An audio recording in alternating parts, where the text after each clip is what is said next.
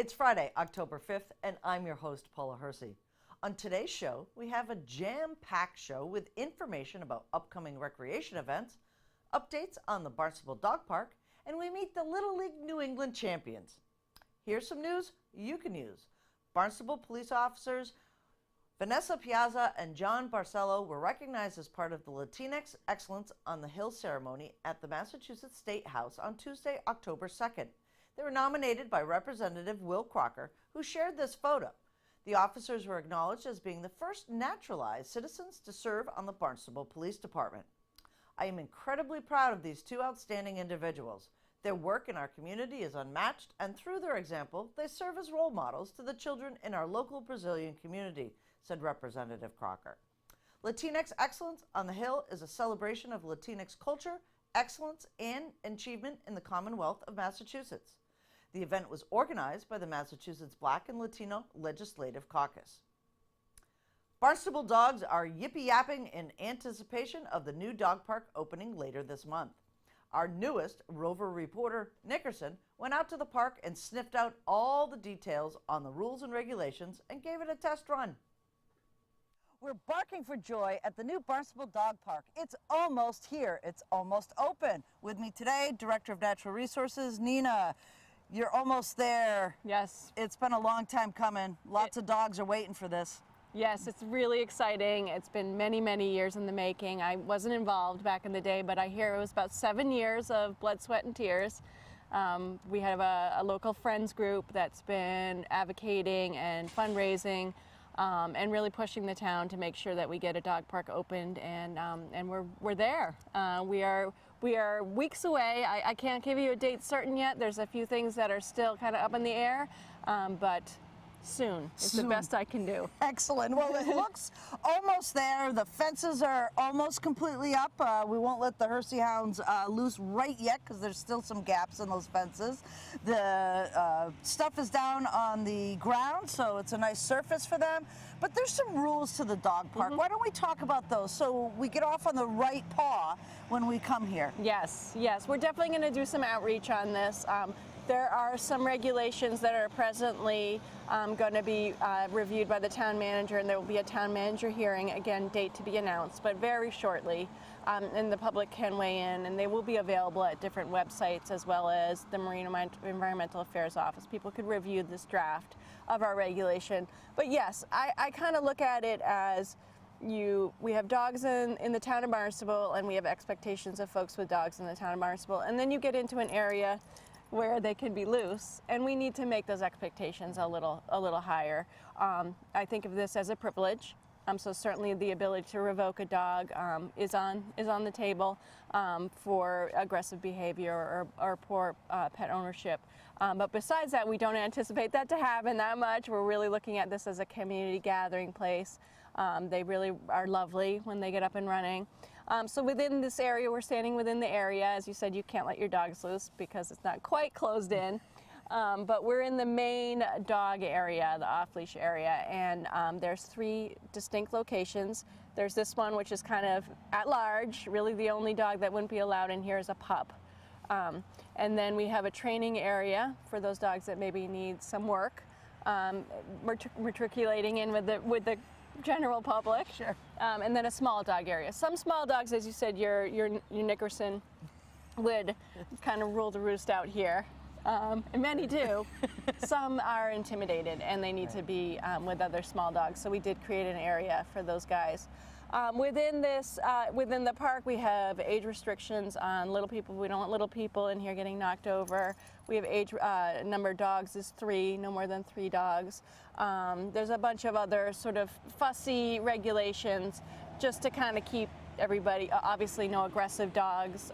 We do have expectations of behavior from both the dogs and the owners. Right. We don't need this to be, drama. It needs to be, we really want it to be a lovely little area where everybody comes and shows their best behavior, dogs and people.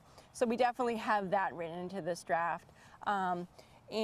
Most importantly, have fun, pick up your poop. Right. Because that's the big deal right there. Pick that stuff up. We're looking to the Friends group They've committed to doing sort of day-to-day, keeping the grounds fresh, and then the town has, we have expectations from the town as well for weekly, coming through and emptying the dumpster and, keeping the grounds mowed and so forth. So it's a collaborative between the Friends and the town, which is really lovely. Great, we love those public-private partnerships. One of the things that we noticed that the Hersey Hounds really liked is there's a walkway all the way around here. So maybe if the dog's not quite ready to come in, they can kind of look in. Yes, look in, work their way in slowly. Work their way in, but they need to be on leash if they're outside of this area, correct? That is correct, yes. So right. those each gate will be marked with our expectations inside the fenced area, and then the general regulations, as well as community information, Friends information, will be posted in a kiosk centrally located. So there'll be a lot of signage here.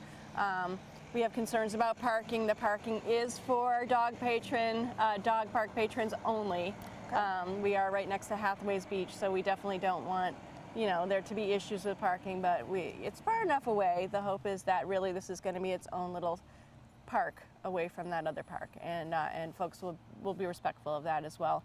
But it's a beautiful site. It really is coming together right down to the last few things at this point. Fantastic, and we do want to remind people that rabies and their shots and all of their licenses should be up to date. It's for the protection of their own dogs as well as the dogs that they'll play with. Yes, thank you for that. Of course, those are requirements throughout town, so certainly as well as in this area. Well, congratulations on your new position as dog park manager. Dog park manager, thank you. Elaine Grace is with me. She is the chief bottle washer and picker-upper of everything dog park at Barnstable. Right, Elaine? You're right. So how excited are you? We are absolutely excited. This has been a long time coming, and to actually physically see it it's incredible. Yeah. Gives you a little heart rush there, doesn't it, when you walked in and you saw the fences? Yes. Fantastic. So this has been a long project. Give the viewers a little indication of how long this dog park has been in the making. I think the first meeting was February of 2011. Yes. 7 years. Yep. Yep. Wow. And initially we did some fundraising, and then we were able to secure a grant from the Stanton Foundation. And they gave us the construction funding, and the Friends group, which was the committee for Barnstable Dog Parks, initially raised about $40,000 for the park. So it's imminent. We're coming. Yeah. It's just a couple of weeks left. Some finishing touches here. What are the plans for opening the dog park from the Friends' perspective? The sooner the better. Right. We're looking at maybe a soft opening at the end of October. It depends. And on the way over here, I was thinking, why not have a Halloween, yappy Halloween, if we can pull it off. What we need, especially now, are volunteers. Okay, so how do people get involved with the Friends of Barnstable Dog Parks? They can go on to our website. They can contact me. I'm in the phone book. Okay. And we have a board meeting on October 14th at 11:30 at the West Barnstable Fire Station. And anyone is welcome to attend that meeting, but what we need now are volunteers to keep this running once it opens. Well, Elaine Grace, Friends of Barnstable Dog Park, and the Hersey Hounds all are hoping it's sooner rather than later that the dog park opens. We'll keep you posted on Channel 18. Because screen time crosses into all aspects of kids' lives, Screenagers is all about bringing people together to experience the movie and have discussions.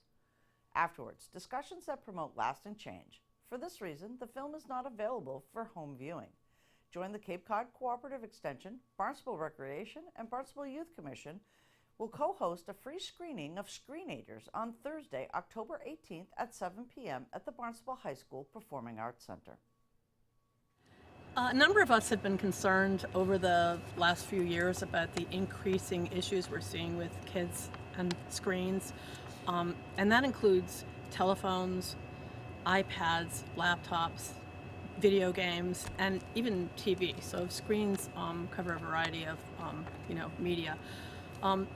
There's a doctor by the name of Delaney Rustin who was sort of intrigued by the whole idea when she was exploring cell phone use or getting a cell phone for her daughter, and that's how this came to be. She did some research and found that kids are spending about an average of 6.5 hours a day in front of screens, including all of the screens that I already named. She thought that it would be a good idea to do this documentary. She actually filmed it with her own family. And what it does is it sort of offers adults and their children, or the youth in their lives, options for how to navigate the whole digital issue with a little bit more intention and awareness, so that they can't get themselves into as much trouble as they could possibly do without these kinds of ideas. So it's very thought-provoking, and we're really excited to bring it to Barnstable, and it's been sort of a team effort. I think it's really important for us at the Recreation Division, we work with kids, we work with adults, for our parents and our kids to see that this 86-minute movie might show them something they may not even realize about themselves. Like, they might not realize how much time they're actually spending in front of these screens and these devices and stuff like that. So it's very important to us. We all become so trained just to kind of look at our phone, check our email, check, oh, my phone just vibrates, check my Facebook or whatever, things like that. So we got to we're trying to help people realize how much time they're actually spending, because I think we kind of get dulled down to it. So it's very important to join us on October 18th, 7 o'clock at the Performing Arts Center here at Barnstable High School. And we will have a little bit of a forum afterwards. We're going to have some discussions about the movie. And Sean Cahill, who was supposed to be here today but is at another school and probably on his way, will be leading the forum. He works for the Sheriff's Youth Department and has a lot of knowledge and expertise in this area too. So please come and bring your teenagers. We really want to see everybody out there, and maybe as a community we can resolve some of these issues. The event is for, teenagers obviously, but anyone, kind of grades 4 and up. We sent out flyers to all the schools to attract families of, with kids that age to attend the event. Because, I have 3 kids myself, and, we see kids as early as 2nd, 3rd grade, 4th grade, using Kindles, iPads, wanting to borrow mom and dad's phone, a lot of TV time. So it's anyone, kind of around grade 4 and up. And like we talked about, today, it's just a great way to, realize how much time you are using, these sort of devices, and just to kind of put your phone down and pay attention to what's going around you would be great. And the studies that they're doing are actually showing that when we put those screens down and pay attention to what's going on around us, youth performances academically and their actual social experiences tend to increase and be more have a lot more quality. So it's really important. Technological devices and these smartphones that we all have now as teenagers are really something that's beneficial to our education, but we've really started to reach a point where it's become a problem. This incessant need to reach to your phone whenever you just have some sort of stressful situation and relying on it for everything is something that's really gone too far. So although we should not remove these devices, we definitely need to address the problem.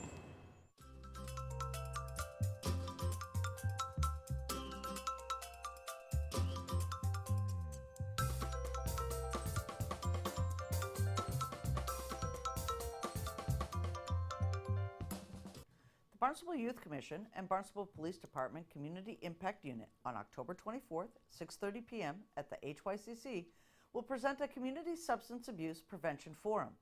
A panel discussion will help parents and community members discover red flags, what substances are out there, dangerous household products, and a question and answer with police officers. We, as members of the Youth Commission, have identified that substance abuse is a serious problem that we face at all ages, especially within our schools.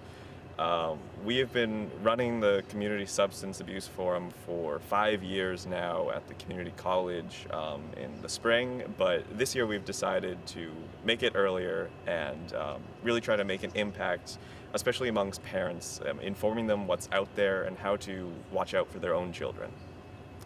So we'll be holding that at the HYCC this year, which is awesome. The first year that we did have it, we had it at the HYCC, and we had a lot more people showed up. So we're looking forward to having it back there in hopes that it's more accessible for people to get there.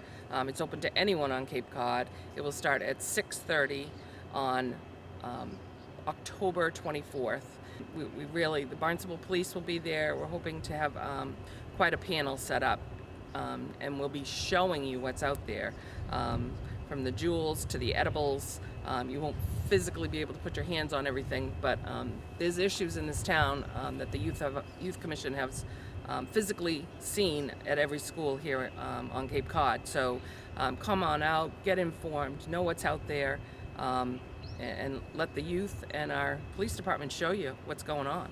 Probably 6 years ago, started to look at what different programs they felt needed to be done and what things needed to be offered to our community. And prevention at the time with the opioid crisis was one of the top priorities. And as a result, after looking at everything, they found out there's no money appropriated at the time. There was less than 1% of any dollar going towards prevention. And that's when the Cape Cod opioid, the HBO special went out, and everybody was so disappointed in that it didn't show some of the good things that were happening in recovery, but we really needed to start doing prevention, and the youth identified that. And so the first year we tried it at the youth center, and it was packed. We had a lot of people show up. The development of the program has changed a little bit. In the first year, we just showed a film, and then we had someone come in and talk. The Youth Commission enjoyed that, and we had the numbers, but they identified other things that families might want to have. So we had Chris Heron one year. We've had, what's the name of the man? The magician. Do you remember? Hackinson? Yes, Hackinson. Mr. Hackinson. Robert Hackinson runs Dynamic Influence, and he came down. And we've done definitely a lot of different programs, but last year we had the Barnstable Police, and though the number of people that were there were very low, what they got was well received, and basically they felt there was a major demand for our community to know what, especially our parents and our teachers. Our teachers were horrified by what they saw, that they didn't know was in their classroom. It was in their classroom and they didn't know it until they went to this program. So it's important that people be able to identify what's out there. It's really hard. Overall, this program can really be used for anyone. Anyone who can make it in the community, in the area, should really try to be there. I mean, it'll be a very informative event for all. But I believe it has really special value to the parents and the teachers and those who interact with the youth, as it really helps identify what's out there. I mean, things change every month now. So it's really important to be on top of what's out there so you know how to help with the situation. Yeah, the data that's out there is from 2017 is the last time. They're not keeping up with the data. The data is not what's happening today. So we're reacting, we're all responding to things that happened 2 years ago. It's like we're going into 2019. Things have changed since 2017. So we need to move a little quicker, and this will get the information out quicker.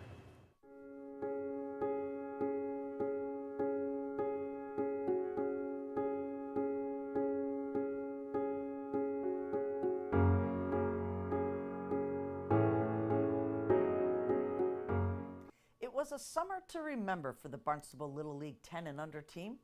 The Field of Dreams was seeded with teamwork and plenty of hard work that paid off. Coaches and family agree this year's team was lightning in a bottle. Their road after the championship has led to celebrity tours of the Harbor Hawk Games, a harbor cruise, a trip to Fenway, and culminating with a certificate of recognition at this past Monday's Barnstable Recreation meeting. Introducing the Barnstable Little League New England Champions.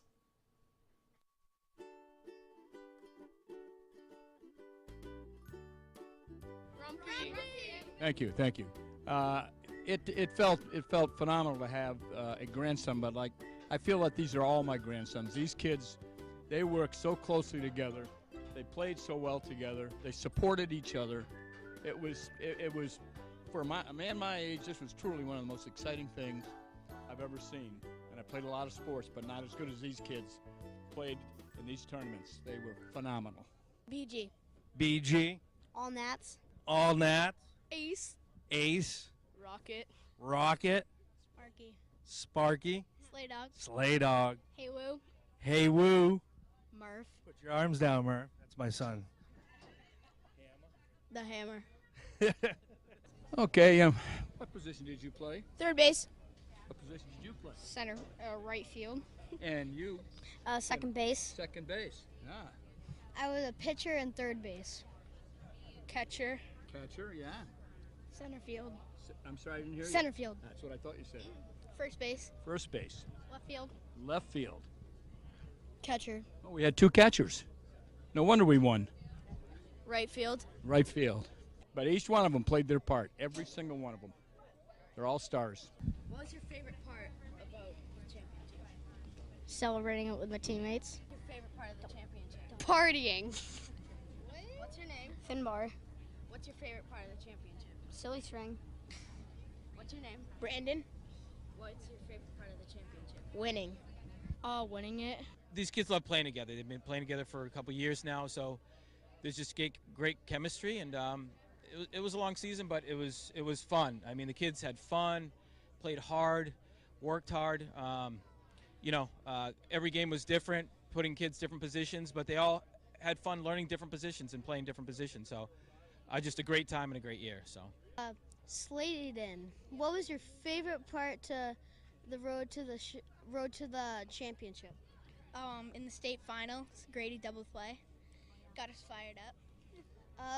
I liked in the the district championship, the dancing in the middle when all the lights went out.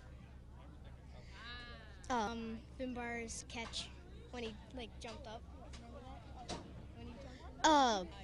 Hey Woo, what was your favorite part to the road to the championship? Winning it with my teammates. Daniel, what was your favorite part to the road to the championship? Having fun with my teammates and just cooperating with them. Okay.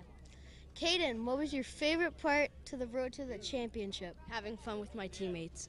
Well, I think most of it is due to the phenomenal coaching staff that they had, and I mean phenomenal. They worked with these kids. A kid would come off the field, they'd pull them aside, talk to them. They worked with them, but the kids loved working with the coaches. And it was just a happy family and a respectful family. They respected each other, they respected the coaches, and they respected their families that watched, that showed up every single game. And sometimes it was cold. I think we just kept them focused on one game at a time. Not thinking about the next game, just one game at a time. Let's go give 100%. We kind of went by every game, 100%, 6 innings. That was kind of how we pushed them and got them excited. And we had Tarbox and Murphy getting the kids excited in the dugout, bringing the enthusiasm. And but that's how we just kind of went about it, just one game at a time. And just win this one, and we'll see what the next one brings. My favorite part of the season was the state championship. Jack, what was your favorite part of the season? Ooh, yeah, man. Hitting the ball. Eric, what was your favorite part of the season? When I got an inside the park home run. Winning it all and having a nice time. What was your favorite part of the season? Winning the states and celebrating the New England championship. Daniel, what was your favorite part of the season? Winning. Caden, what was your favorite part of the season? Winning. I would say the first one was in the state championship when we were up 2-0, and they began to get some momentum, and we made a double play. Grady at shortstop caught a rocket coming off the bat, flipped it, and we turned the double play, and it stopped the momentum, and then we were able to get 3 more runs in and put that game away. And then going into the New England's, it was just coming off, getting the bats going. You know, once the kids, I think, started hitting, our defense was always pretty much there, but once they started hitting, it was a matter of time when they started getting on base. We knew that, you know, once they opened it up, there was no stopping them. So just one game at a time, and once they started scoring runs, it's hard to stop them. We're very proud of these guys, and they went all the way and beat a lot of teams pretty handily. I would say teamwork and unity, playing together and working hard. I think probably the biggest takeaway would be with hard work, you can accomplish anything, because that's what they did. They worked hard every game, every practice. They just worked hard, and it paid off.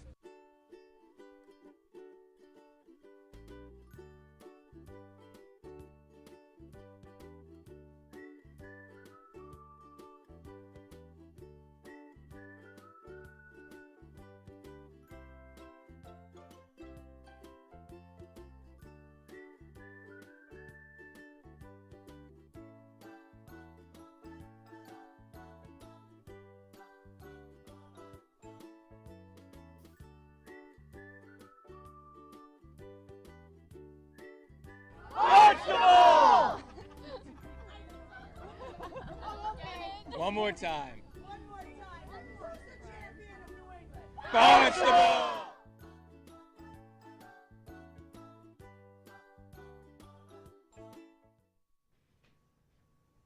Comments, suggestions, accolades? Connect with us on Facebook and Instagram. Email us or send us an old-fashioned note by carrier pigeon. Channel 18 works for you. I'm Paula Hersey, and thank you for watching Barnstable Today.